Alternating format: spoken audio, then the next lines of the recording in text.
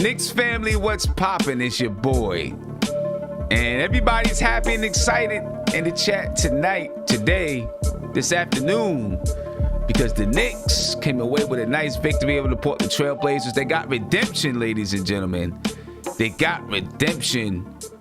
Got a little shaky there at the end. That's all right. Well, I don't know. We talked about they got to work on closing out the games and, not get shaky when the defense steps up. They got a little bit shaky, but they pulled it out anyway. They're still home. They play Miami tomorrow at 1 o'clock. The first of two of a little mini series against Miami.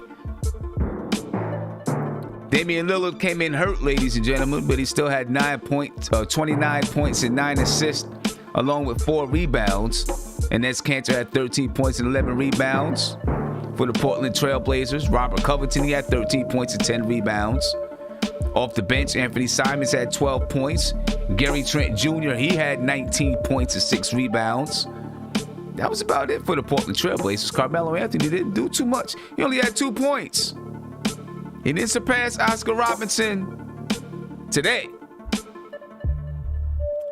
Although I was, listen, I'm not going to lie. I wanted him to go ahead and get the record today, but he didn't do that.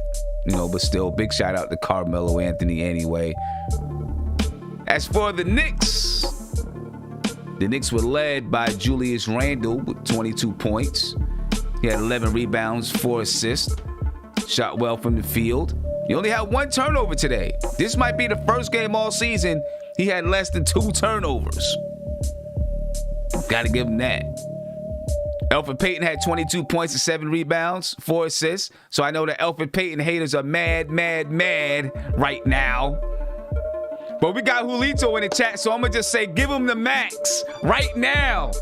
Give him the max. Max out Elfrid Payton.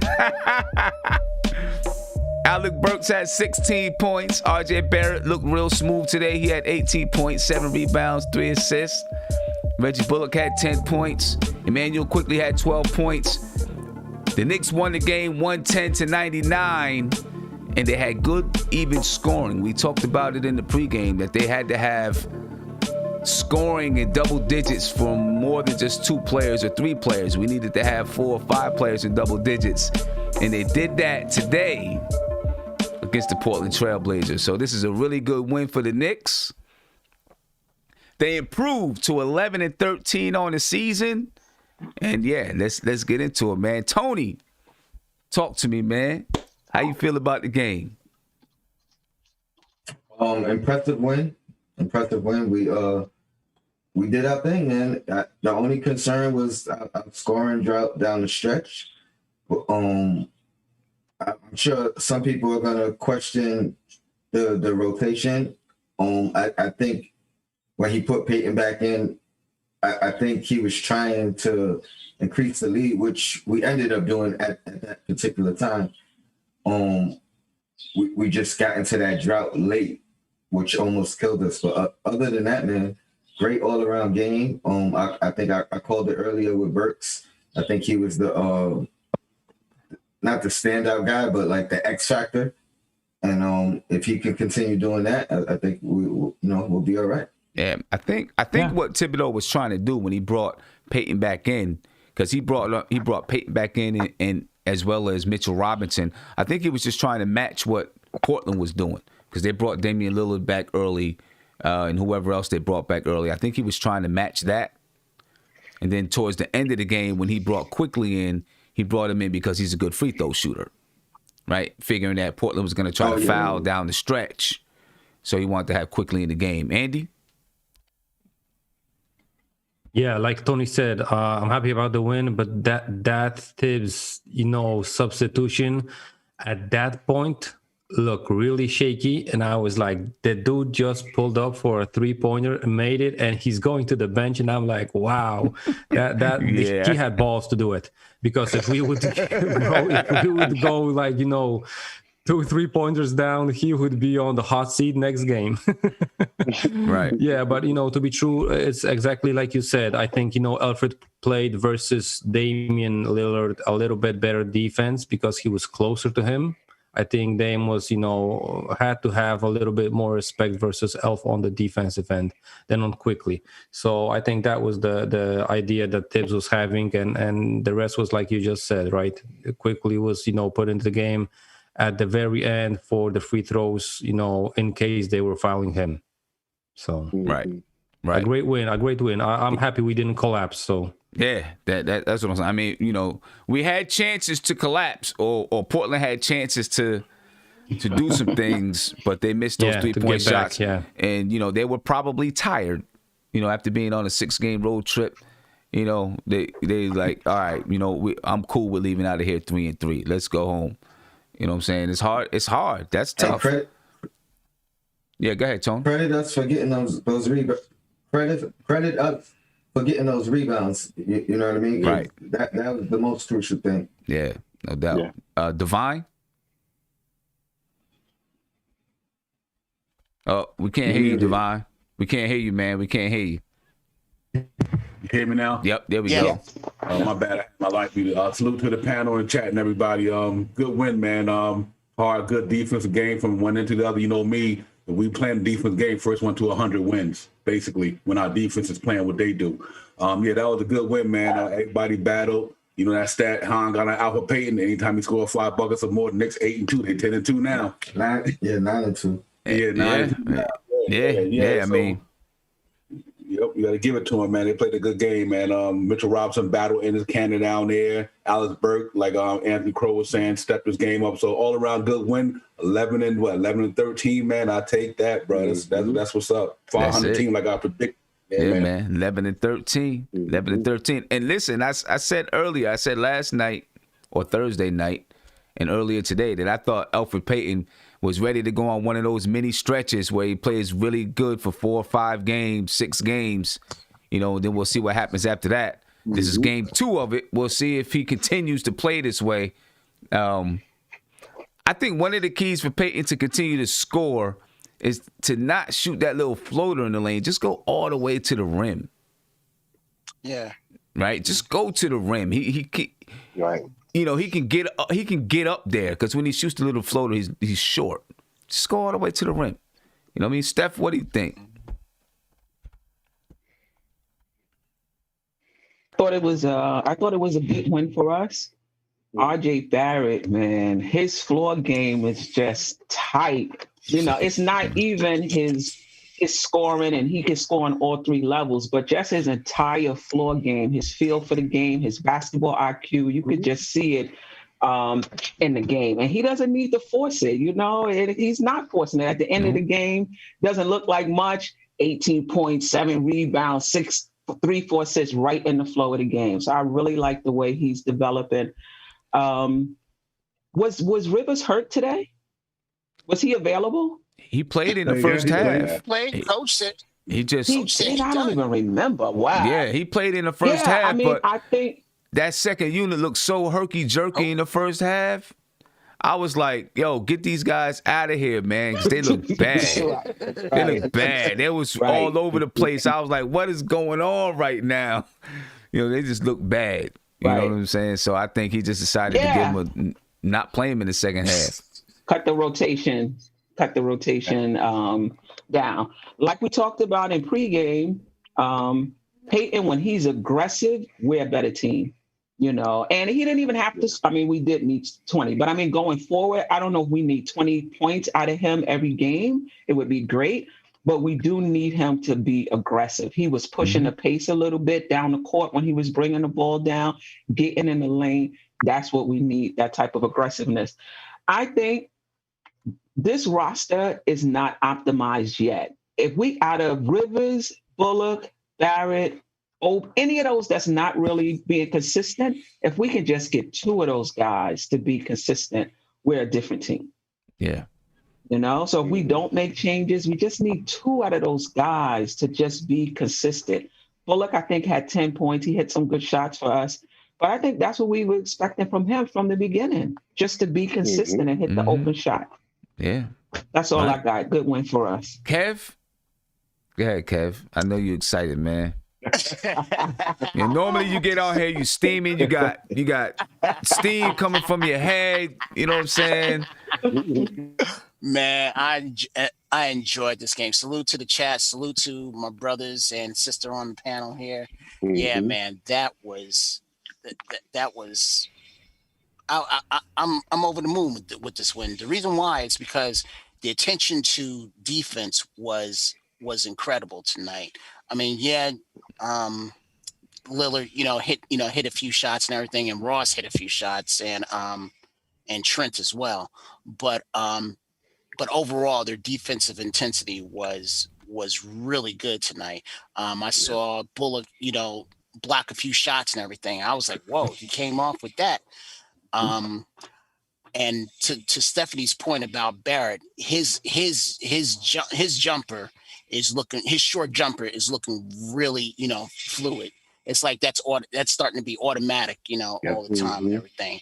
And I know that's what, Josh has been clamoring for him to be, more of that guy. And I think we're starting to see that right now. So in other words, we don't have to worry about Randall. We don't have to worry about Barrett when we need those guys to step up and everything. It's the other guys. And I think today, we saw Bullock do that and we saw Burks do that as well. I'm going to go on a limb. I think Coach is starting to feel a little certain way towards Rivers because he didn't get back in the second half. And he was, I don't know how many minutes he had, but I think he's getting a little bit, frustrated with his play a little bit. So I'm gonna monitor that to see what. Yeah, exactly. I mean, if he could do this with Kevin Knox, there's no reason why he can't do it with Rivers either. I mean, it's what have you done for me lately? So that's all I got. Really good one today. I think he only played like 8 minutes or something like that this game. Yeah. Josh, go ahead, Josh. Everyone had basically hit the nail right on the head. I mean, this was an all-around really good game. Defensively, we held another team to under 100 points. And coming into the game, I think Portland was 113, 114 or something like that. So great defensive game. We were able to score 108 points. I really have no complaints. Just like everyone here, I said the same thing when Tibbs took quickly out the game. But then I thought, wait a minute, Elfrid Payton's playing really, really good. And he's also on a defensive end. Elfrid Payton, is doing his thing as well. So I ultimately, you can't really question Tibbs too much. He knows what he's doing. He's got these guys, day in and day out in practice and during the game. So he knows the right rotations to put in there. And at the end of the day, it worked out. Moving forward, though, Portland got some open shots at the end of the game. And, teams are going to hit those shots, especially the really good teams. So in order for us to take that next step and to, get into that next level and being an elite team, not just preventing those shots from happening, from being able to take place, but also if a team is able to make those and that game is closer down the stretch, RJ Barrett and somebody else outside of Julius Randle has to have the ball in their hands to be able to score and create some things. Luckily Portland missed those shots and we didn't get a chance to see it, but again, that's the next step for the Knicks to take, being able to put the ball in somebody else's hands that's not named Julius Randle and get a bucket. Yeah. But overall, great win. Yeah, and just to kind of follow up on RJ, like everything he's out there doing looks really smooth right now. Yes. You know what I'm saying? He's not like trying to go to the basket real fast or jump real high. He's just doing what he can do and being really, really crafty. You know what I mean? And he's having success doing it. And he just looks real smooth. Almost like it's real easy for him. He knows where to get to, how to get there. Then he lays it up and puts it in, man. He's playing. That Euro step is crazy, too. That Euro step, oh, man, that's it's playing beautiful. Crazy basketball, man. Julito? What up, man? What's going on with you, man? What's up to the chat? What's up to the fellas? Miss Stephanie, how are you? I'm good. There we go. Y'all, I'm just happy that we are a competent team.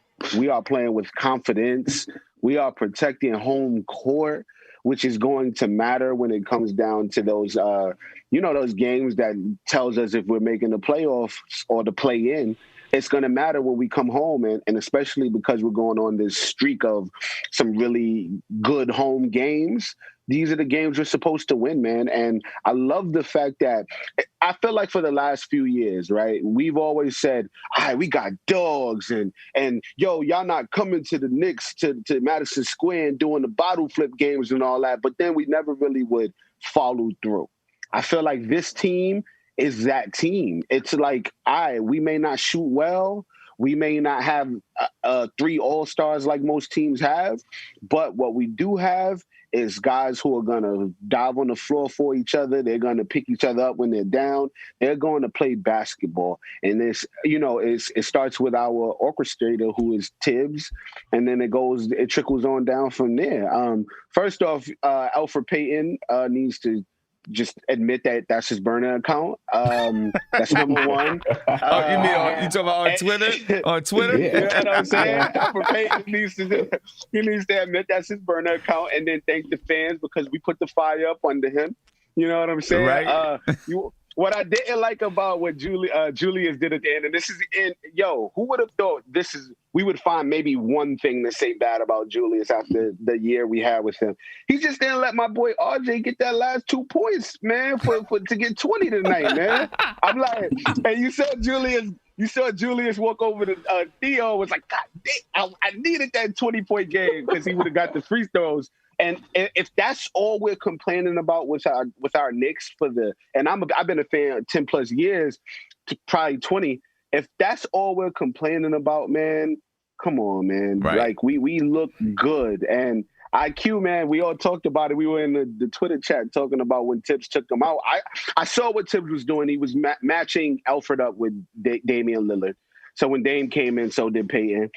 And, but IQ is amazing. I think we got a guy, man. We got a guy for the future. Even if we get like a Cade next year or whoever, we got a guy that we know if he comes off the bench, he's going to produce. He's going to be fearless, and he's going to do what he got to do. And let's get it, man. New York, man. We here, man. And the good thing about it is it seems like the guys understand what Thibodeau's trying to do. So they know, all right, it's time for me to come out because such and such is coming in, so he's going to put Peyton back in. Just like when Peyton went out with 2 minutes left, it's like, all right, I know I'm not a good free throw shooter. Quickly shoots 90% from the free throw line. They're going to stop fouling. This is what we got to do. And guys are doing Sim, whatever they need to do. Yeah, go ahead. Sim, did you realize, though, when Tibbs took IQ out the game, he said something to Tibbs, and before that, Julius would not give IQ the ball. He was like, I don't care. I'm ISOing. And then when IQ was walking off the bench, he said something to Tibbs, and I think it was in the world of, yo, I couldn't do nothing. He wouldn't give me the ball. Like, he said that, and Tibbs ignored him. So those little things we need to just check in on. But, yeah. Now, I did see one time, and I think, was it the first half? But it was the first half, I think, Emmanuel came down. I think he turned the ball over. And then on the other side, I think Anthony Simon scored and he got fouled, right? And Tibbs called a timeout. And Tibbs was barking in his ear, you know what I'm saying? And then Emmanuel quickly sat down. I think with someone like Emmanuel quickly, like he has that kind of energy. And it's going to be, it's something to watch and pay attention to. But I think that's just like, as a coach, you're like, I know he's gonna chirp. He's gonna say something. He's gonna chirp. I let him know what I'm thinking. He's an alpha, man. Yeah. You know what I'm saying? So I think it's just like that, and they understand it. Not to speak again, but you saw when IQ sat in Julius' seat, and Julius stared at him for like 2 good minutes, and then he told him to move. IQ is just an alpha, man. He's a dog, and this is his team. Julius just falling down, fam. Falling down. Yeah, that's funny though, right? You sat in the seat, looking at him like, you just gonna sit on my. Come on, man. You're like, yeah. Yo, go ahead. You know Nate. who I am? No, man, everybody's talking about the offense. Some of y'all mentioned some defense, but I'm gonna beat the defense because the defense won us this game. I mean, Portland was coming in averaging 116 points, and we held them to 99 points. Dang, that's almost 15-point difference right there in scoring. So that's really impressive. And this defense, I mean, is tenacious, aggressive. I mean, blocking shots, getting in your face, making it difficult. I mean, we haven't seen this Knicks defense like this in a really long time. And I'm telling you, if you guys are doubting this defense, doubt no more, man. This defense is for real, and it is going to be like this all year because this is what Tibbs' defense looks like. It makes you uncomfortable. It puts you in difficult positions to make shots, and it wears you down. And you saw that with Portland. Portland got worn down in the fourth quarter, minus that little run where they missed those threes. They were struggling. You know, the only one that could say probably was inside that was pounding and taking advantage of was Cantor, but Cantor always does that. Yep. But outside of that, man, the Knicks were just scrambling all over the court and just forcing turnovers left and right by Portland, getting out in the fast break. I mean, this defense is for real, and it's such a blessing to see. Great point, Nate. That was, great point. Great point. Do you all think that Austin Rivers is – oh, go ahead, Tony. Go ahead. Then I'll ask the question. Correct me if I'm wrong, but I was observing closely that stretch where we weren't scoring, down the stretch, and I don't believe RJ took a shot in that whole stretch because I was looking, to conversate with Josh about whether he was clutch or not. And this is not a normal occurrence. Like usually, he gets his opportunities down the stretch. So I don't think they were, avoiding him.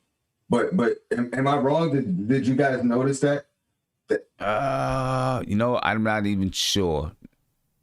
I didn't really pay attention to it. So in the fourth quarter, I'll have to look at it again. Yeah, I have to look at it again. For like a 5-minute span, or how much? So how many minutes you talking about? That stretch, that whole stretch that we couldn't score, it was about a 3-minute stretch. I think he took a foul line jumper, Tone. If I'm not mistaken, I think he pulled up at the mid range. Yeah, I think he did. I think he did. Yeah. Oh, either he missed it or he got blocked. Yeah, he got blocked. Okay. Mm-hmm. But other than that, Covington blocked him. Yeah. Yeah. So believe it or not, in the fourth quarter, Alec Burks took most of our shots. He took 9 shots in the fourth quarter. He was 2 for 9. Peyton took 4 shots. RJ Barrett took 4 shots. Mitchell Robinson 1. Randall 1. And Reggie Bullock took 1 shot in the fourth quarter. And quickly took 3 shots in the fourth quarter. Wow. Yeah. 1 shot for Randall? Wow. Hey, Sim, he also took 4 free throws, though. Todd Gibson, man, the minute that he gave us was valuable, bro. Mm-hmm. That was a valuable minute, Todd. I mean, he just kept that toughness there. He's like, okay, absolutely. That was a real valuable minute. Absolutely. Yeah. Divine. And now imagine if we didn't pick him up and we had to put in Spellman in those. Right. Oh boy. I just switched you. Todd is he's a Brooklyn dude, man. Love pickup, man. He's a Tibbs dude. He's a Tibbs dude. I don't think Todd would have been playing even close to well if he was on any other team in the league. It's just he has New York running through his bones. He loves Tibbs, and he made a career with Tibbs. Right. I think being on a team with Tibbs and being in New York, and I know Todd personally, so I've spoken to him about what it means to be in New York, man. And I don't think he would be on any other team doing this. He's gonna like go hard for the Knicks because it matters to him, and that's the type of player he's just a player, man. He just knows what to do when need to be done, and he does it for sure. Hey, maybe he could be our Haslam. Yeah, probably. Yeah, probably. Exactly. How old is Taj? What is he? 35? I believe so. Somewhere. I'll take Taj being our Haslam over goddamn. I forgot his name. Lance Thomas. I was like, I can't front that. He was my guy. I can't front. I like Lance Thomas, man. That's my man. Hey, would you take him over Kurt Thomas? Theo Penson is our Lance Thomas. Would y'all take Kurt Thomas over Taj Gibson? Kurt Thomas? Pat Thomas was tough, bro. Kurt Thomas. I mean, Kurt Thomas was. I mean, Kurt Thomas was good. Kurt Thomas was. Kurt You know, jumper yeah. too. Man, I love Kurt Thomas. Yeah, he was a led league in scoring in college too. I was like, yeah. It's tough. Yeah. Kurt Thomas, Early Kurt man. Thomas, not late Kurt Thomas, the early one. Right. Yeah, early 2000s Kurt Thomas. So Andy, I'm gonna start with Him you. in his last year, he played with one leg. Yeah, And Andy, I'm gonna start well. with you, man. Do you think Austin Rivers is on his way out of the rotation? I've been complaining about this guy for the last 3 games. Cause I just don't like the way it looks in the second unit. You think he's on the way out? Yeah, you know what? Maybe it's not. Like Tibbs says always, he's gonna get situational minutes. Yeah. And you know why? Because no, just to be true, but the last 3 games, he had some bonehead passes that were turnovers for us in key moments. And even though we didn't lose last game with Chicago, he had some dumb plays, and I was like, damn, this guy is in the league like a couple of years now. He made worse than rookie mistakes on those passes. So I was mad at him. So, I think Tibbs is going to rotate those guys. And that's, again, more minutes probably, for Frank to shoot at. So, I'm happy about that. But I believe also if Frank screws up the chance he gets, it's going to be, round it goes. And again, Kevin Knox, Frank, and that. But it's a perfect thing to have unless someone gets injured. You still have like 2 guys that you can plug in. And, Right. Just play spot minutes, basically. You're not going to expect like 20 minutes from those guys. Just plug in the 6, 8, 10 minutes a game that you require from them. I think you can't be that bad. So, to play 6 minutes with these guys running around. So, Yeah. There was that one stretch in the second quarter when the second unit was in and the ball was, and nobody wanted to shoot it. It was swung all around the perimeter. And then it got to Austin Rivers and he pump fake on Melo, went to the basket, tried to pump fake again and spin him and do whatever, and Melo blocked Melo it. played I good think, defense on that and play. I was like, what are they doing? It was just, it was just crazy. I don't know. Something has to be done with that second unit, man. And Sim, that was the thing that we were talking about, having RJ or Randall, at least one of those guys on the court at the time. And that was the time that we have 5 bench players and we were like, chaos on the court.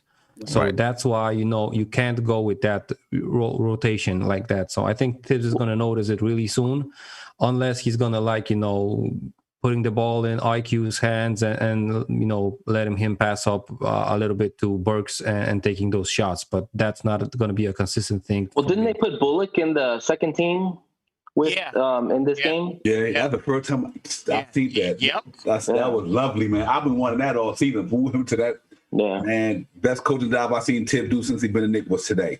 That was a legit coaching job today, man. He put people in right spots, made right timeouts. He was subtracted in and out the right people. I got to give Tibbs a props today, man. He coached some basketball today. Yeah, he definitely did. I mean, some people are going to disagree with you because Quickly only played 13 minutes.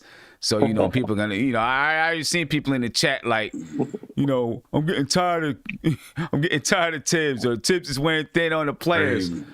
But, the players understand sometimes it goes that way. You know what I mean? Quickly is going to get his moments and time to shine. You better believe it. I wouldn't be surprised if he comes off crazy tomorrow versus the Miami Heat. You know what I mean? Obi, only got 13, only got 9 minutes or something. But I really do believe in that second unit, when they make a change to Austin Rivers, is the guy that I'm calling out on it. When they make a change to him and bring someone in like either Knox or Frank, Obi Toppin is going to get more looks and more touches right? Because they'll look to him a little bit more. I think right now it's just too ball heavy with them guys out there. Do you think that now, he was kind of passive in the game, Sim? I don't think he's kind of passive. The one thing that I noticed about Obi Toppin before, right when the Knicks drafted him, and I did a breakdown on him. Me and Andy did a breakdown on him. And one of the things we talked about is that he's the kind of player that lets the play run through. That's not always good in the NBA or playing on certain teams, right? Because somebody's not going to let the play run through. Someone's going to break the play and go for theirs. Obi Toppin was really, really good at letting the play run through and then it would come back to him and he'd make a move. But the thing is, in the NBA, the ball's not going to come back to him and to make a move. Somebody else is going to make that move. Should he demand the ball more? He doesn't have that cachet to demand the ball. He's not in a position yet to. The part that I was really frustrated, and that I am frustrated when it comes to Obi, is he just doesn't have a post game. And there was a moment during when we were moving the ball a little too much, and it got to him, and Simons was on him. Yeah, and I was just like, "What the? Go to work, barbecue chicken time!" Yes. Like, shoot on him. And he didn't even look at the basket. He just went straight to. And for me, one thing I also don't like what he does is he will tell the player which way to go on the screen. And it's for me, this is not college. This is not high school. This is the NBA, where these players are intelligent, they are smart, and the defenders are even smarter. So you got to be more on point when it comes to your effectiveness when you're on the floor. I listen, I feel like when it comes to Obi right now, if he's not playing bad in the 8-9 minutes he's on the court, then it's all good. But I just need him to get a little bit more aggressive when it comes to the post game and taking it. And like someone said in the chat, we need to get him in transition, man. We need to get him in transition and running. He got young legs. Get him on the block. Get him on the block, man. I mean, he can. The second unit can definitely have that strength though on the block. Yeah. The second unit can definitely. He made that one good move there. He had that basket. That was a nice little move. Yeah. Oh, when he went up on Melo. Yeah. Go ahead. What were you saying, Josh? Defense. No, I'm saying that the second unit definitely needs a go-to guy outside of Quickly, meaning someone they can give the ball to and, get out the way. They need someone like that, and I think that'll be a good role for Toppin. But he's just not there yet. And I believe he will. He will get there with time and everything like that. He is still a rookie, so he's not gonna wow people away like that yet. But it will happen. Just right now, it's not the right time for him. I think they use Burke in that situation now, though. Yeah. Quickly and getting Burke and get it, and Burke playing good. I think that is their second go-to guy, Burke. Burke gels in that second unit. If Burks is on, he make that second unit good. But our defense in that second unit, that's the problem, bro. But this is okay. Yeah. And Obi, I'm gonna come to you, Kev. Obi was gonna go at Melo. That was like. Mm-hmm. They've been played in like Black Ops and stuff like that.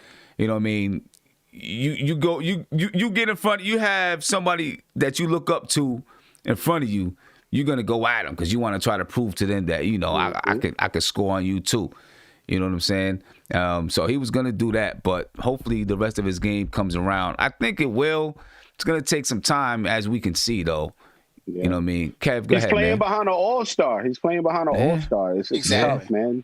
It's tough. Yeah, it's tough for him. Love him or hate him, Frank really fits where Rivers is supposed to be. The reason why I say that is because he can get everybody involved. Right. I mean, absolutely. We can't overlook that he was a point guard, for us. I mean, I know people want to say that he's a 3-and-D guy and everything, but he was a point guard for us when he was playing. So, and I believe that he can help unlock a little bit of what Obi is trying to do. He can get the ball into him because, number one, he's not looking to average, 10 or 15 a game. He's not looking to add that. He's looking to get everybody else involved. So that's the reason why I think that he could flourish more with that unit, with that second unit, than what Rivers is doing right now. See, I thought with Rivers, I think we can, kind of say that he's a shoot first, guard pretty much, that he really doesn't like to, I won't say likes to get people involved, but that's not his game. It's just that recently he's just been doing bonehead plays. And it's like, how much more can you take? Yeah. I mean, you're seeing a pattern, with him. So that's why I think little by little, I think coaches, I think Tibbs is really observing this, and he might be giving him, a real short leash. You put Frank. I'm dying to hear what Sim has to say about this because I'm just looking at your face and go get him, Sim. Please get him. Kev, listen, you don't agree? Kev, You don't agree? No, but look, Kev, Listen, I don't want to. I'm not trying to break your heart. Right? No, but I'm just saying. But this is what I'm saying. I'm not trying to make you mad. I'm just saying. I think today tells you everything you need to know. Austin Rivers didn't play in the second half, and he just went to a 9-man rotation. He didn't look at Frank. He didn't look at Knox. He didn't look at nobody. He just went to a 9-man rotation. I think that tells you what you need to know, man. I don't think he's looking at Frank or Knox for a while. All right. Okay. I agree I'm just saying, that's my opinion. But I just don't think he's looking at them guys for a while, man. The only time that I'm going to be angry is if this persists with him. It is going to persist. It's going to persist. What if It's we're gonna winning? persist, But what bro. if we're winning? Right. What if we're winning, Kev? Frank is. Well, forget Frank. I'm talking about Rivers himself. I mean, it doesn't even have to be Frank. I'm talking about Rivers itself. Okay. Because he's just not. I mean, he'll dribble into the paint and then come back out. And it's like, look for your shot. Yeah. Look for your shot. That's the only thing I'm saying. Forget about. I agree with that. Forget about Frank. Even if you want to put Knox in there, I don't care. But you got to make yourself a threat. And right now, he's not making himself a threat, and he's making bonehead plays. That's all. He's undersized. He's undersized. He's a streaky shooter who doesn't really play defense, and he's undersized. You're not going to do too much. He's actually playing exactly what he's been doing his entire career. He can give you 30 on any given night, but he's an 8-point game, 2-assist average player. He's those guys are way bigger than those shooting guards. They're going to make him look like chopped liver every night. And he can give you 30 when he wakes up. And when he doesn't, he's what we've been seeing. And Tibbs is over it, and now he's about to get a few DMPs coming soon, and we're gonna go with this 9-man rotation, which is fine, which is fine. But the reason why I put Rivers a little bit above some of the people that we've had is because he's been on playoff teams. He came from the West. He was on the Clippers, and he was on Houston. So you would think, wait, Andy, hold on. I got to finish this point. You would think that he's been around a lot. You know, he's been in situations where he would know what to do. When he's here, and it's not happening. That's what I'm saying. And Kev, that all gets erased when your dad doesn't want you on his team. that goes down the dumpster, bro. Maybe it was a bad situation. That he, I don't know. I mean, look, Doc got him paid. Doc got him paid a few years back. He's set for the rest of his life. Let's package Knox. Let's get Frank up out of here. Let's get a second rounder. We need another scorer. And then Austin could him and Theo going to work on some dance moves on the sideline. Work on some I will say about Frank and Knox and even DSJ, that's like $18 million right there. That's dead money. That's not really being used. DSJ play for the Knicks. They don't have to play him though. Wait, Dennis Smith Jr. still play for the Knicks? He still play for the Knicks? Dennis Smith Jr. He's on his way to Orlando now, though. Alito, you're a mess. You're a mess, Alito. You are a mess. They got to play Knox. I mean, they got to play Frank sooner or later. But I do think Frank will help that second unit. They need defense in that second unit. That's all. He will help that second unit like putting Reggie Bullock there. But I think people undervalue Frank for a team because he's that Tony Allen type dude that Memphis had. He's that Andrew Roberson for the Oklahoma City. People be hating on Frank, but Frank going to get his burn because he will help that team. I think Tibbs to give him his time. It's going to take a few minutes, but I think not because you got to showcase the either or. You can't let him sit the minute in the trading deadline. You don't showcase them, so they're going to have to showcase him sooner or later. But I do think Frank is way valuable to the Knicks and Austin Rivers is by far. Yeah. So let me ask the question. I do agree. I do agree that I think he would fit next to really nice next to Quickly. You was coming at me, but you ain't gonna come at the blind. No. I wasn't coming at you. I was Alito, man. No. I wasn't coming at you. I just wanted to let you know he's not getting in the game. You know what I'm saying? Tonight is an indication he's not getting in there. I do believe that he would look nice next to Quickly. That it would look nice, but I don't think it's happening. I don't think Thibodeau's putting him out there. Yo, it's Sim. It's something you've been saying, Sim, that just makes so much sense. All right, we're foot fans, and Knicks fans are some of the smartest basketball fans in the game, right? But you've been saying this, Sim, since the beginning. Tibbs is the coach, and he's seeing what he sees in the practice. Frank is not doing anything that shows that and Tibbs is a defensive coach. And if we're saying we got one of the best perimeter defenders in the team, and he's on his 8th consecutive DNP, it's over. They're trying to save him from injury. He about to end up in San Antonio or Hornets or some shit. He's out of here. No, so I mean, I have to ask the question. You know, I do think that Frank could play with the second unit, but how do y'all think the Knicks can be able to use him? Should Quickly play off of him, or should it be the other way around?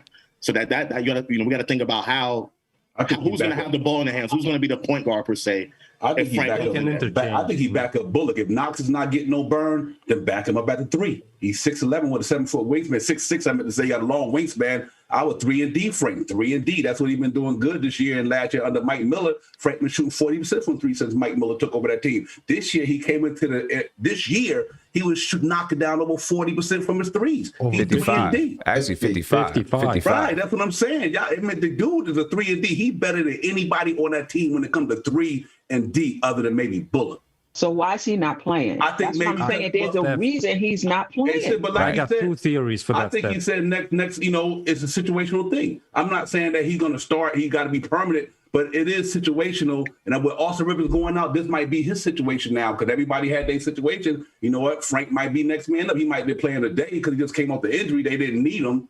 But I'm not going to doubt that Frank don't get no minute because he a Tibbs type of guy. So I think it's just a situation. Playing. I hope so.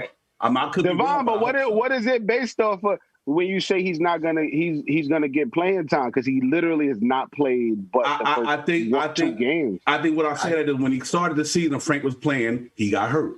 He dealt with the injury, and once he came back off the injury, he might. I don't think Tibbs is just gonna throw him out there because he might mess up the chemistry. But that don't mean that when the prime opportunity comes, he might not get no burn because we got to plan one way or the other. We can't sit Frank for here to the trading deadline and expect to get something for him when they not showcasing him. But I think he's going to get some burn somewhere because I just think that his defense is important to Tibbs. I just think that right now, my personal opinion, not to take up minutes, but I just think that he is not his time because he just came off that growing injury, whatever he had. He only been back 3 or 4 games, so it's just not his time. But I do think the Knicks can use him. That's what I'm trying to say. I think they can use him. That's what I mean. I think this is elite without him. Not all the time. Not from 3. Not all the time. They be getting killed from the perimeter. When you got that second unit in there, Quickly Burks and Rivers be getting killed from the perimeter. That's why we be losing them games. Not to mention Obi. And Obi, right? We don't got no experienced defense ball players in that second unit. That's why I think teams are running up on us out there like that. You say we got no experienced defenders on the second unit, but defenders on the second unit, but we got the best defense in the league because it's a team thing. But think about Julio. Right. It's a team, so we don't need a elite individual when as a team we just play great defense. So what is Frank going to do that hear me out, though. We haven't been losing games because of defense. We've been losing because we're the worst shooting team in the league. Hey, hear me out, though. Think about today. Why does every time the Knicks go up 13, this every game, just hear me out.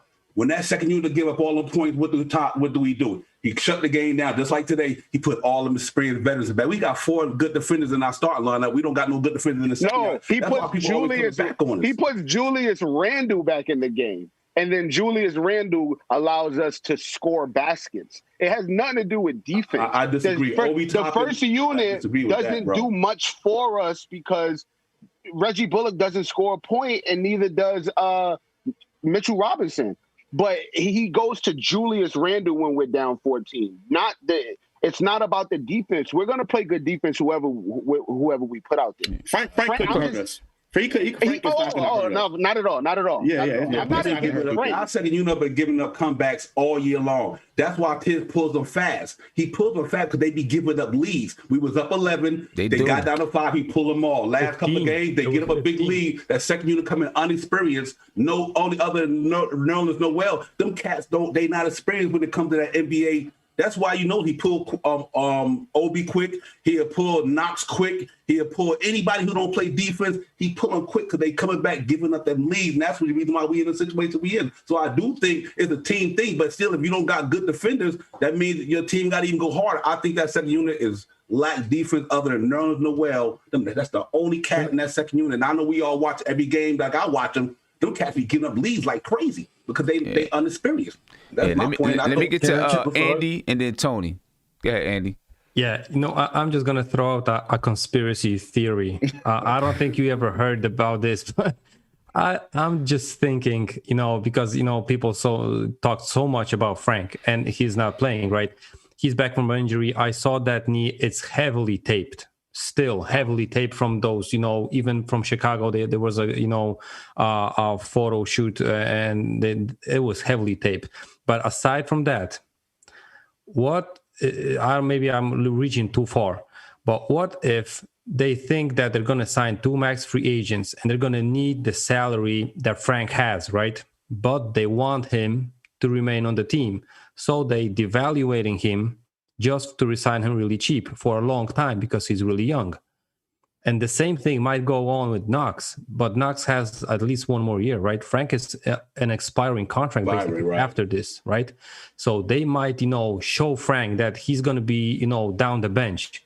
And unless he wants to go somewhere else, they might be, okay, Frank, if you want to stay, we're going to give you like $3 million per year for 4 years if you want to stay. And then tie him up for 4 years and then start to use him. I still think, if we want to trade him, it's like Divine said, we got to showcase him because nobody's going to buy, a cat in a bag. Well, his contract is kind of untradeable anyway because, they didn't pick up his option. So they're not trying to trade him. Exactly. So, basically, I'm thinking, that might be a really big stretch. But then again, if you think about it, you got a guy that can be a lockdown defender, basically on some guys, at least on the league. I'm not saying he's going to stop a 40-point scorer to 10 points, right? But he can disrupt some offenses. So I think they might devaluate him. And for example, if he was like, okay, I want to resign for the same amount of money I have, right? Maybe they can go like, you're going to get half of that from us. And if not, just look for a club in Europe. Tony. Listen. So I was just gonna pretty much agree with Divine and I think what it's gonna take for Frank to get on the floor. Stephanie asked why isn't he playing if he's a good guy and this and that is right now we're trying to win games, right? So for him to get in the game, it's gonna take one of two things: us up by 20, and it's out of reach. We believe it's out of reach, which we haven't shown. We get a 20-point lead, and teams are coming right back. So he's not going to get the opportunity that way. Or we're down by 20, and the game's out of reach, which, again, we've shown the ability to come back. So he's not getting that opportunity. He's going to need an opportunity first. And I think it's going to come, but it's going to have to be one of those situations where we're up so big or down so big that the game is out of reach.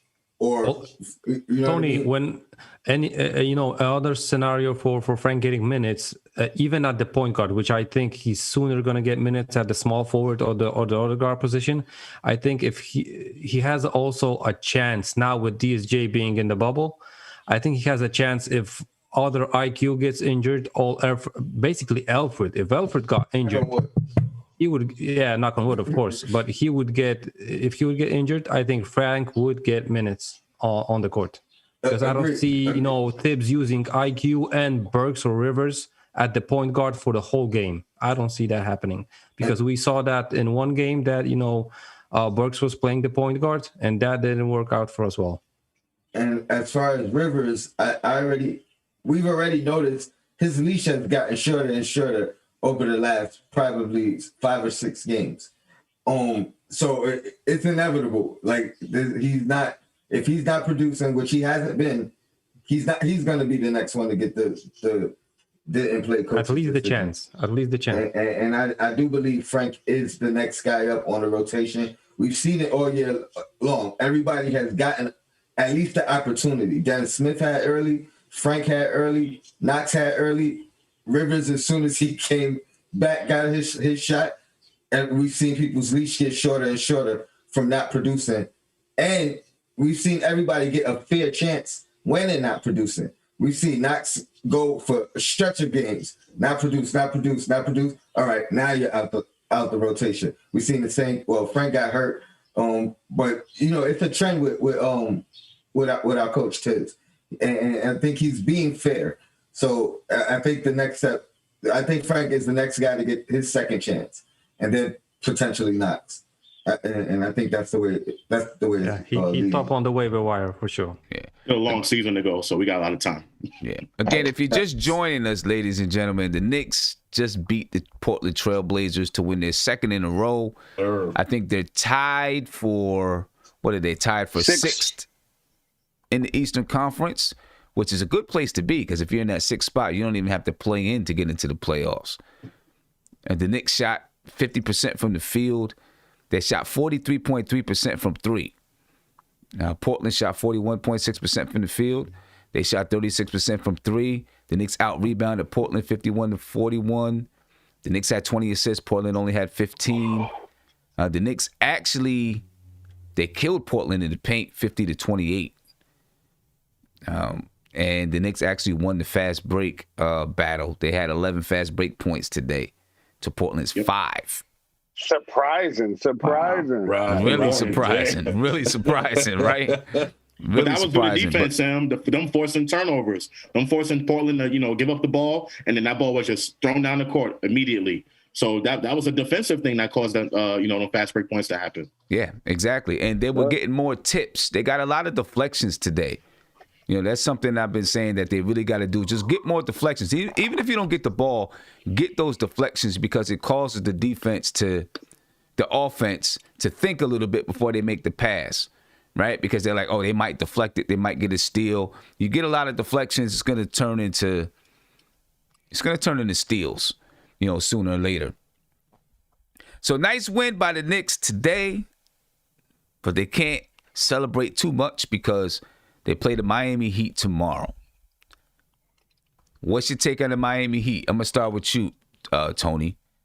I haven't really seen them play, so I don't know much. But what's your take on the Heat, and what do you think they can do against the Heat? Oh, here, let me get you unmuted. There you go. I also have not watched much of the Heat, so I can't determine why they've been struggling. So I can only hope that they continue to struggle and we pull this one out. I think it's important for us to win this first game and then put the onus on them to make the adjustments. We don't want to. Granted, we've been a great team adjusting and getting revenge games. So I'm not too concerned, but I don't want to give them a momentum of where looking at us as we could gain 2 games on at least this one team playing them back to back if they win both. Right. So I think it's important for us to get this first one. I trust Tibbs. He's very particular when he's scouting other teams. He spent some time with the Heat last year. I'm hoping we could use that to advantage. Maybe he picked up on some of their tendencies and what they do well and how to counter. So I think we're in good shape and we've been playing well the past couple games as well. So we're going in with some momentum. I think we have a good chance. I'll say we'll win this one. We'll win by 10. Okay. The Miami Heat, they're 25th in the league in scoring. They score 107.2 points per game so far this season. So it's not like they're lighting it up.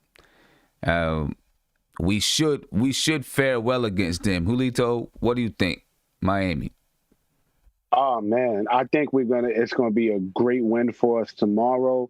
It's going to require R.J. Barrett and Julius Randle to have amazing games because they have. First off, if R.J. Barrett doesn't embarrass Duncan Robinson, I'm going to be mad. Okay, embarrass Duncan Robinson, and then if we now let me go over to the power forward. Julius Randle is going to score 40 points against Kelly Olynyk. They don't have enough. They just don't have enough to keep up with those two guys. Right now, y'all said it earlier, RJ is looking smooth, confident, efficient. He's not throwing up those wild 3-pointers. He's finding it in the groove. You saw him with the Euro step today. When RJ does that, we win. When I think Elfrid Payton also against old man Goran Dragic, I think he's going to start us off well, and then IQ is just going to murder Kendrick Dunn.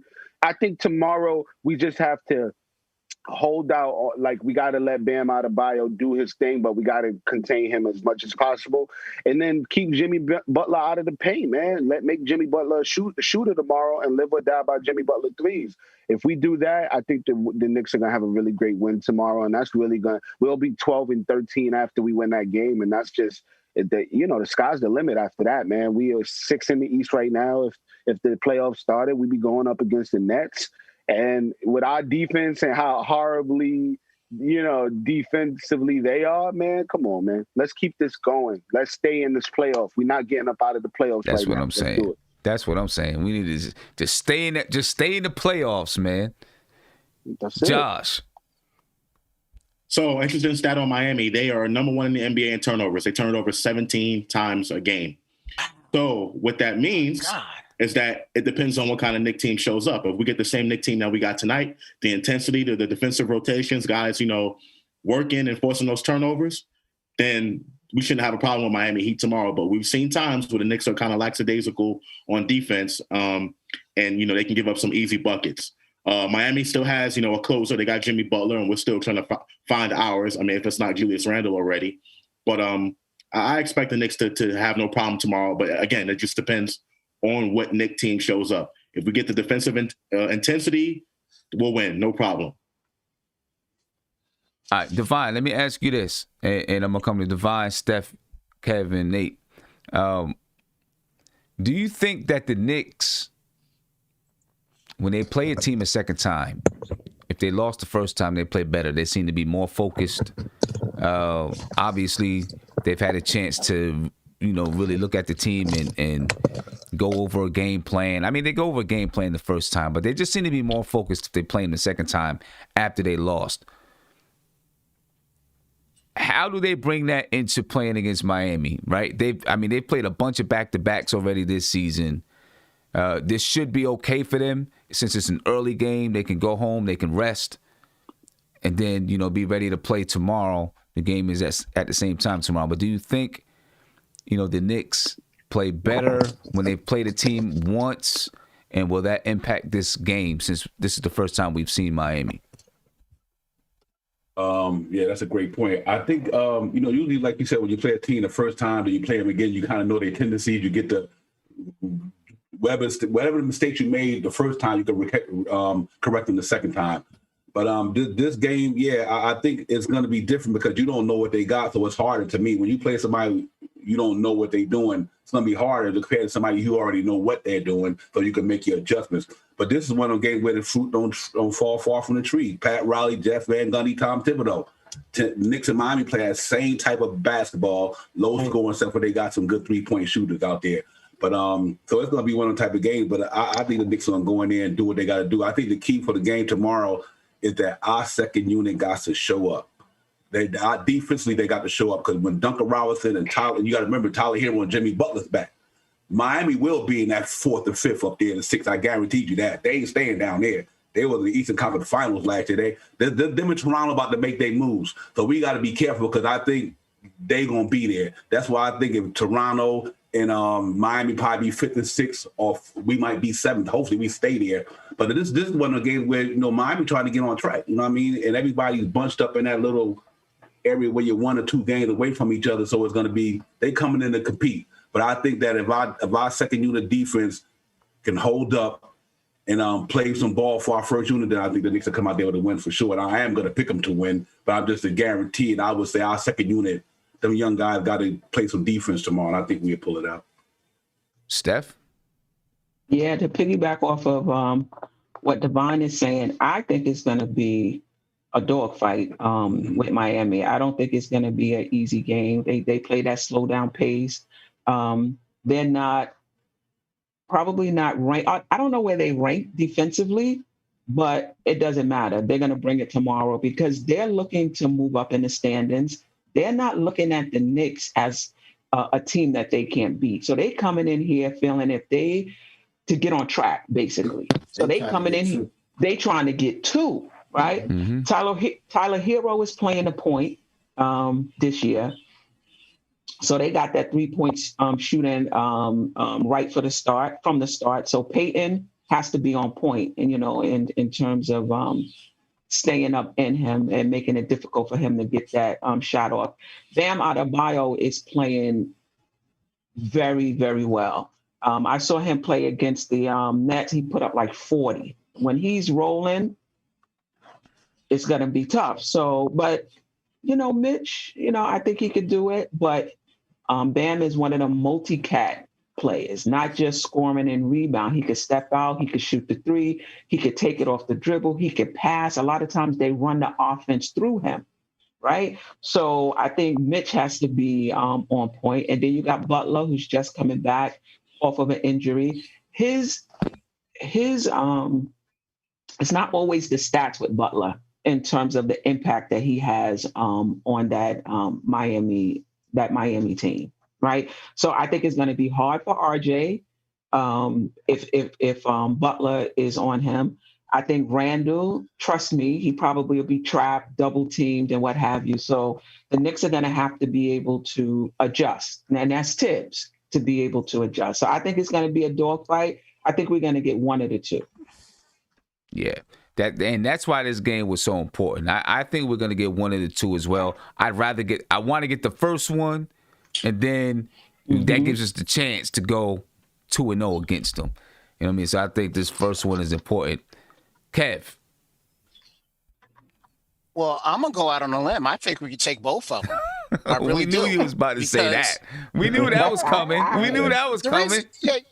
Yeah. The reason why I say that is there's something wrong with this Miami team, and I don't know what it is. This was a team that we split with last year. I think we only played 2 games with them last year, and we split them. And they looked real formidable. This year, I don't know what it is. Jimmy Butler hasn't been playing. Okay, all right, but still, a Miami team like this still, is still, what's the word for it? Capable of winning even without Butler. When I mean winning, I mean winning games, not winning the championship. They need him to win the championship and everything. Right. But I think they're capable of winning. I think we're more strong-minded than they are right now because of Tibbs and because of the gameplay that he puts for them.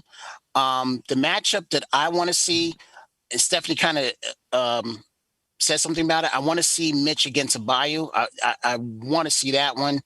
And did you say that Hero is the starting point guard and not? Yeah, because Roderick is not playing. He's not playing. Okay, yeah. Peyton's has got to abuse that. One thing I can say about Peyton that I've liked in these past 2 games is that he's not settling just for. He's taking it to the rack and scoring and converting. That's what I'm liking about him, and not to mention his defense. So, Hero, I'm going to put in that Steph Curry, Damian Lillard, whatever. He's got to stay on him, and for the most part today, he was. So I expect Peyton to do the same thing. And again, our bench has really got to rise to the occasion. So, and that's why I say I think we could take. We might have a chance to take both games from them. So well, go ahead, Julio. I was just gonna say, what bothers me is that how we really suffer from PTSD so bad as Knicks fans, and I know everybody says it, but I'm seeing dude in the chat saying the Heat are definitely gonna beat us. We're a better team than the Miami Heat. Yes. Plain and simple. Yes. It's not because of anything, because if you just look at the standings, I don't care if Jimmy Butler plays or not. Emmanuel quickly didn't play a bunch of games. We can't shoot. And we are number 6, and they are on the 12th place in the conference. We're a better team. I don't care the history of the Knicks. But they had a lot of players out, though. And we're a better team regardless. But hold on, let me finish. Yeah, really quick. We're a better team regardless, even if they may end up being better. Right now, currently, we're better because, they had a lot of people out, but it takes time to build chemistry and character on a team. They had guys that were out, but those guys that was in did nothing.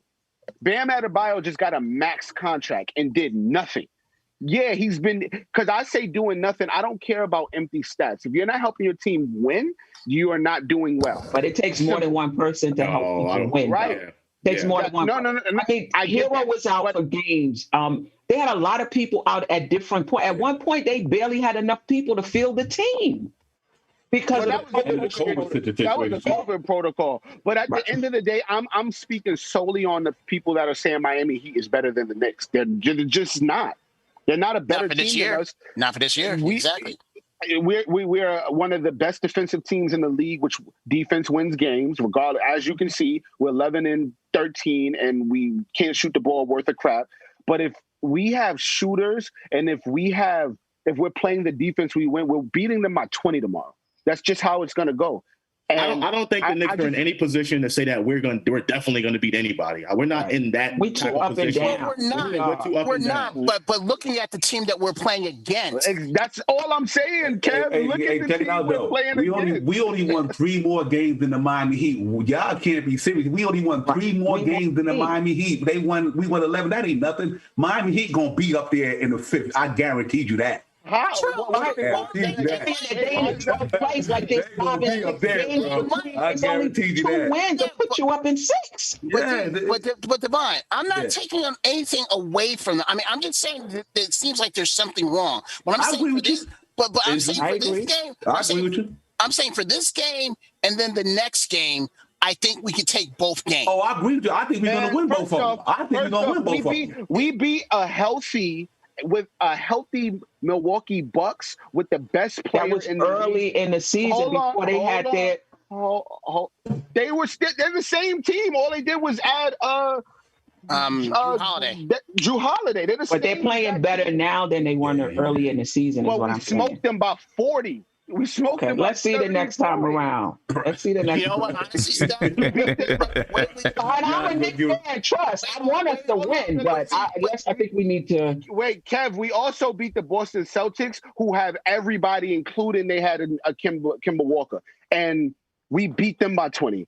Like, we got to understand, we're not the same Knicks team we have been. I agree with you 100%. And it's hard for fans. It's hard for fans to accept that this is a new day.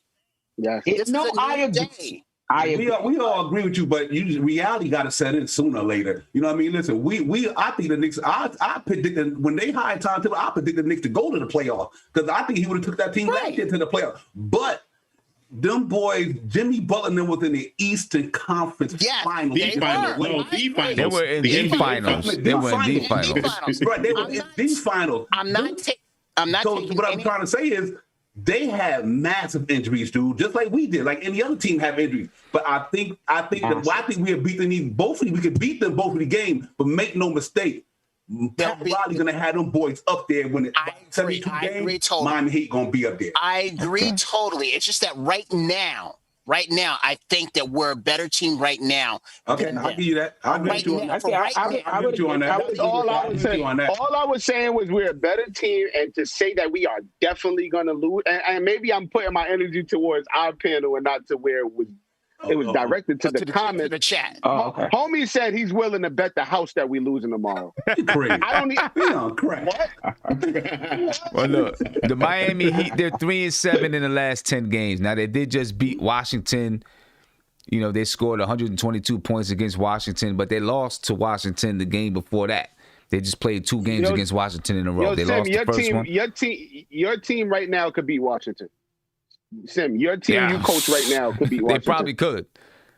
But they lost. But Miami lost to the Wizards the first time they played them. So and Washington is bad. Yeah. Washington is bad. And Devon. And you close to Washington, you could set it up. Yeah. Right. That's a good one. And another thing, Devon, you're talking about how they'll rise to the occasion. I wouldn't be surprised if Pat Riley pulls something out of his hat, like some trade or something, to get them up. I mean, it's gone. You know he's looking. Let me get to Nate. Go ahead, Nate. Nate's time. Yeah, I mean, listen, we don't need it. We don't need to be sleeping on the Heat, man. They're a championship team. They have a championship coach. They have a very good roster. They play good defense. They're very hard nosed.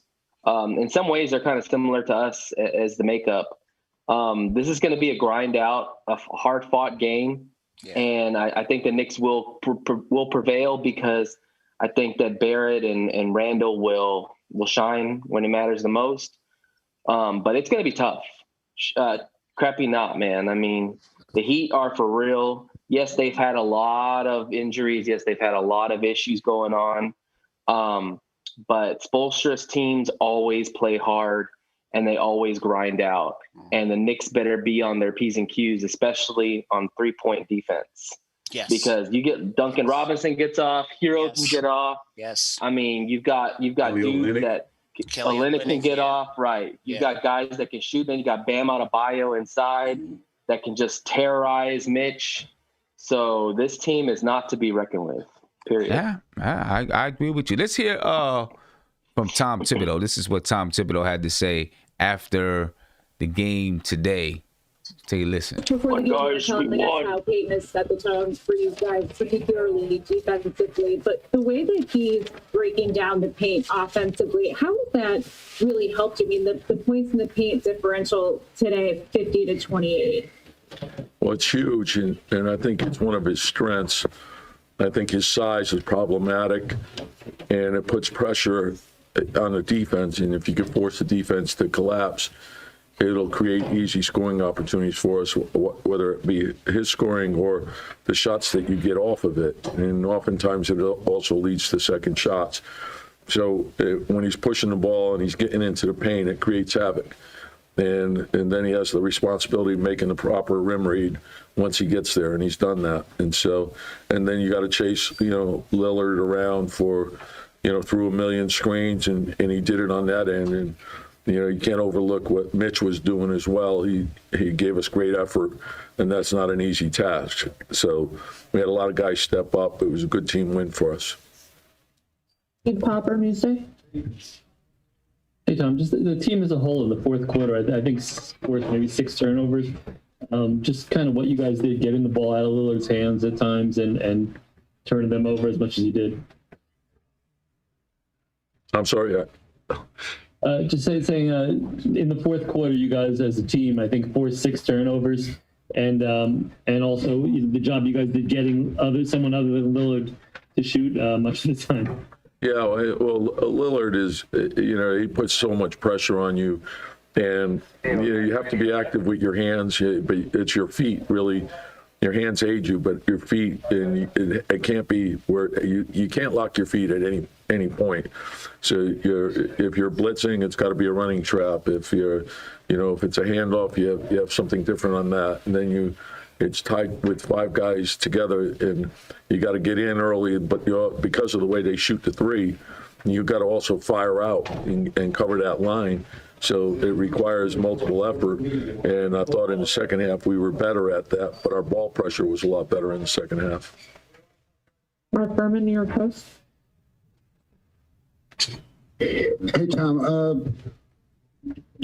you feeling pretty good about sort of the stability that you brought with the starting lineup, keeping the same starting lineup, and you feel it's paying off a little bit? Mark, I never feel pretty good. But, like I said, nothing's set in stone. And I like the way both groups are playing. And both groups have different strengths, and they fit well together. So when we play that way, and we play together, and we play hard, and play smart, and we're willing to share the ball, there's good things that can come from that. So And then oftentimes you see something out there that's working well, and you stick with that a little bit longer. And there's versatility. We have guys that can play multiple positions, so you can move guys around a little bit. And that's been good. And I also don't want to overlook Taj Gibson being ready to go. You know, Nerlens out today, and Taj steps right in and does a terrific job. And, you know, he's a great teammate. He's always ready.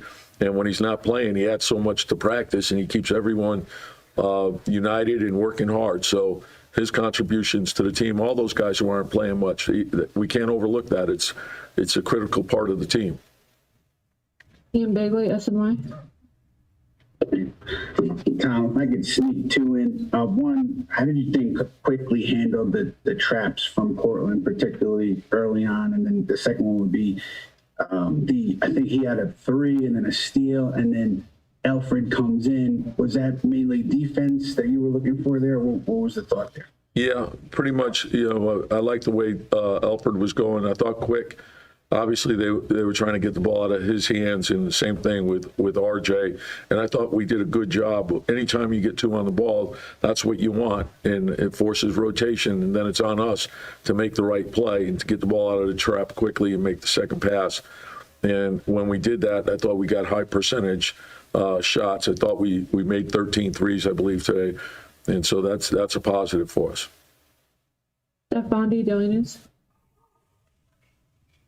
Hey, Tom, considering, you know, what the projections were this season and the youth on this roster and having the lowest payroll in the NBA, does it feel good? Does it feel like you accomplished something being, you know, 6th in the Eastern Conference, the 3rd through the season? Well, like I said, I don't want us to feel too good about where we are, because right now there's a long way to go. I want us to feel good about the way we're approaching things. I know if we practice well and we concentrate on our improvement and get ready for the next opponent, that we'll have a good chance to win. But in this league, the one thing I do know, as soon as you start feeling too good about yourself, that's usually when you get knocked down, and that holds true for every team in the league. So I think the important thing for us is to build the proper habits each and every day, and we want to be playing our best at the end. And so every day, come in, put everything you have into it, and then let's see where it goes. I tell you what. Anybody who is looking at this team and saying, talking about the lottery, Tom Thibodeau, that is nowhere near his mind. When he's talking about, that's not his game. Yeah, when he's talking about the goal of this team is to be playing well at the end, that's nowhere near his mind. I'm telling you that right now. So, you know, people who are thinking, you know, and I'll take this lottery, this, that, lottery, that. Yeah. Might as well forget about that. It's a wrap. It's over. I'll take win now, baby. I'll take this purgatory. Remember that? Yeah. You know what I'm talking about. Y'all know exactly what I'm talking about. Y'all know exactly what I'm talking about. But they sent that trap back quickly.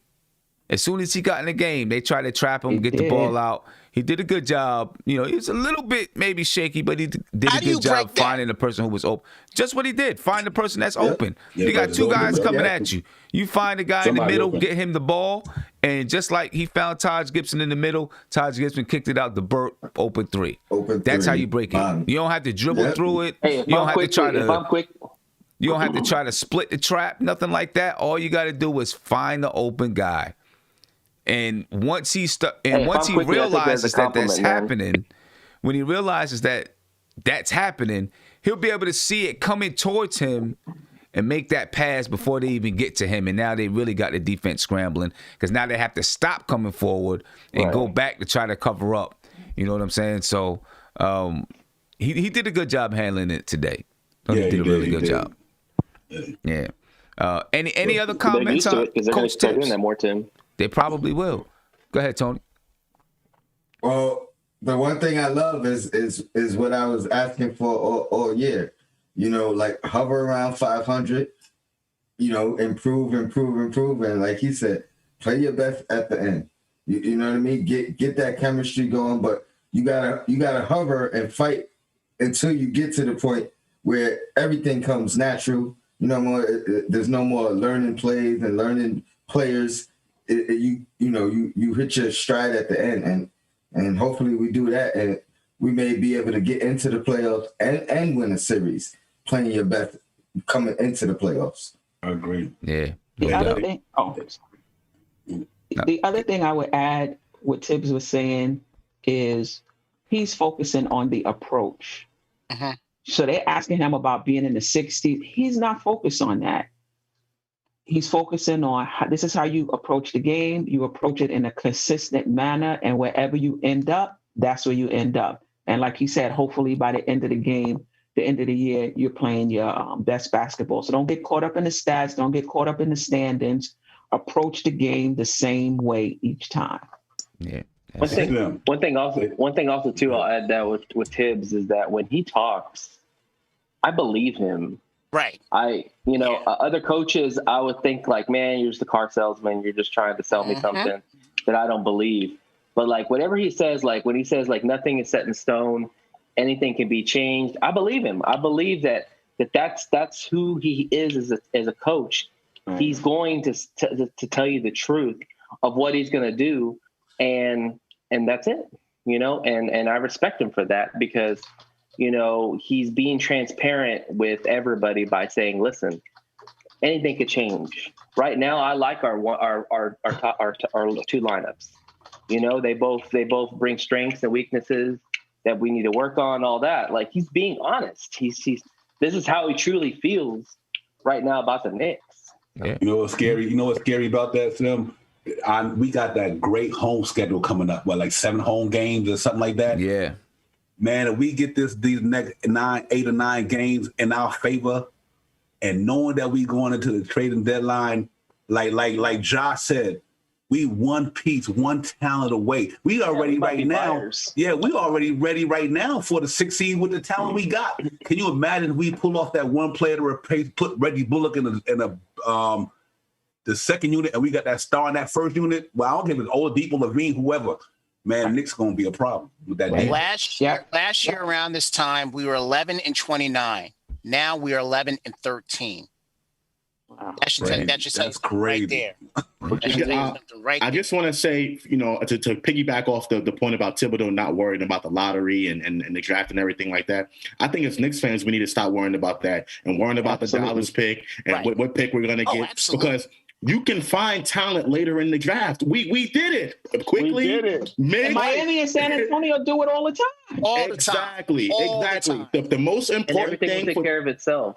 The most important thing for the Knicks this season, coming into this season, was to build a winning culture, to win games. Yep. Tanking does not work because, one, it doesn't guarantee you anything. Exactly. It doesn't guarantee you the draft pick that you necessarily want. Yeah. We've seen that 2 years in a row with Zion and LaMelo. And two, you can find great talent later on in the draft. So as long as the Knicks continue to do what they're doing, to win games, to be respectable, all that's going to come. All that talent is going to come. Like, I get it. Kate Cunningham, Jalen Suggs, Jalen Green, all these guys, they're generational talents. I get it. I got it. But guess what? The Knicks, they need to build a winning culture first and then add pieces to that winning culture that we currently have. But see, they have that mentality. They have that losing mentality that all they want to do is do that, is just tank. And it doesn't get us anywhere. It doesn't. Yeah. Winning games will make free agents want to come play. Right. Exactly. Right. Yep. So, hey. Even though there's no free agents. Yeah. Right. Yeah, even though there's no free agents. And think about this. We're 3 games back of the Nets for the 3rd seed. I'm telling you. Wow. Indiana about to fall out. Indiana, we going to be 5th in a couple of days. Indiana about to fall out. I've been marking on that for a while, right? Yeah. When they lost my man Oladipo and Caris LeVert got hurt, you lost 2 points a game. Them cats are falling. I'm guaranteed the Knicks will be 5th. They're going to be 6th by a couple of days. What happened to LeVert? LeVert had that kidney. He had that kidney, something like that. Yeah, he had a mass on his kidney or something, so... But why couldn't that trade be nullified? They accepted it. They accepted it. They accepted it. They agreed. Yeah. Okay. He's their future. Yeah. But guys, I'm gonna head up out of here. I'm gonna give everyone about 30 seconds. Got any last words? Anything you got coming up or anything like that? Go ahead and get it in there. Tony, I'm gonna start with you. Divine, we good for today? Yes, sir. All right, well, me and Divine gonna do a Knicks and Bruises episode. So look out for that. Probably maybe a half hour or so. Shout out to the chat, shout out to the panel. Yo, Black is time, Sim. As always, keep doing your thing. Appreciate you. Appreciate it. Andy? Yes, I didn't get to say my prediction for the game, so I think we're going to get a W. It's going to be a hard-fought game, and I am thinking, how is Tibbs going to, solve the rotations on Bam? Because I think he might put Julius on him, because he's a little bit stronger, a little bit lower, point of gravity, might be better versus Bam. But then again, when I think, about Mitch guarding Kelly Olynyk on the perimeter, that might be a horrible idea. But we're going to see how he's going to do it. But I still think we're going to get a W at least. And I hope, like you said, the first game is more important than the second one, because if we get the W in the first one, we're going to have, a calmer, approach to the second game. Okay. Right. So we're going to want to win it, but if we lose, it's not going to be something terrible. Right. Right. So sometimes if you're not, stressed out and stuff, it might be easier to get a W in the second game. So I hope that's going to happen. Yeah. And I'd also like to see what it looks like. We played Chicago twice. We lost the first one, made some adjustments, and came back and won the second one. Want to see what we look like if we win the first one. Then the team has to make an adjustment, and you're playing the same game, same team back to back. They make an adjustment, see what we do then. And the only difference is that we're going there. Once we play them tomorrow at home, then we go play them again. We play them in Miami. Yeah. Julito. Yo, shout out to the chat. Always love talking Knicks with y'all, and it's always a good time. Y'all are, I'm crazy. Y'all crazier. And to be a Knicks fan, you got to be insane. So I always have a good time. Man, Julius, I want him to go off tomorrow. And RJ, I'm just loving what I'm seeing. And quickly, man, we got one. We got a team, man. Let's let go of the PTSD. We are a good basketball team. We may not be the greatest. We may not win a championship in the next 2-3 years, but we are competent. And that is just a whole lot better than what we've been in these last few years. But always love, I see y'all when I get to come back on and just follow everything I got going on. New movies coming, new TV shows coming, all that's coming soon, man. But love to y'all and love to the Knicks. Appreciate you. And remember, guys, you can poke Julito on Twitter. He likes to get poked there. I do it all the time. Josh? I don't think he heard you. All I gotta say, go get yours. You know what I'm saying? Go get it. Go get it. Go get it. Yeah, that's it. Go get it. Right at the bottom of the video. Okay. Divine? Oh, man, let's go get it tomorrow, man. Good show, man. Good show. Good panel as always. Salute to the chat, everybody, man. Yo, a half hour throw Knicks and Bruisers, me and Tone, man. We're going to go ahead and talk with the Knicks. But good win, y'all. I think tomorrow we're going to give it to them just the way we gave it to them today. I like what I'm seeing at the Knicks, man. We scary, I think. I really believe we done turned that corner. Big up to Coach Tom Thibodeau. For me, Coach of the Year so far. That's all I got to say. Yeah. Definitely. Steph? Shout out to you, Sam, the chat, the panel. I'm having a great time. The Knicks are back in terms of creating a culture, playing by the rules of basketball, which is people have to earn their time, things like that we haven't been doing the past few years. They're an exciting team to watch.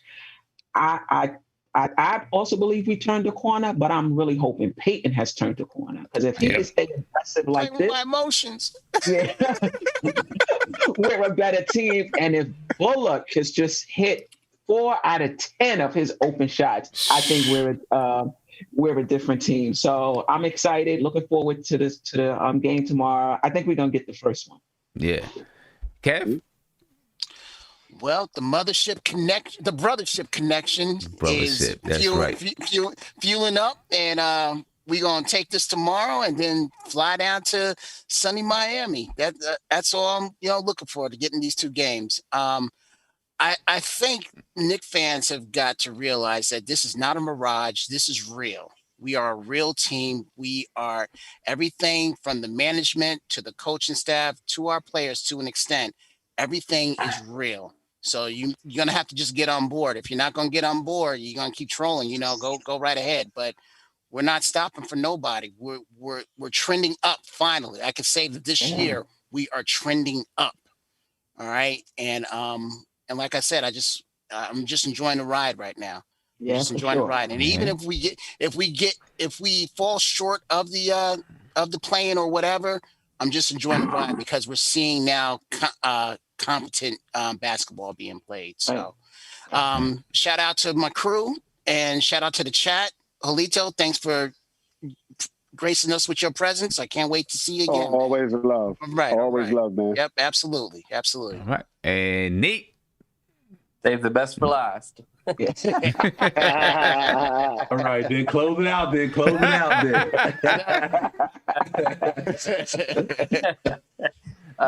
Shout out to the chat. Love y'all.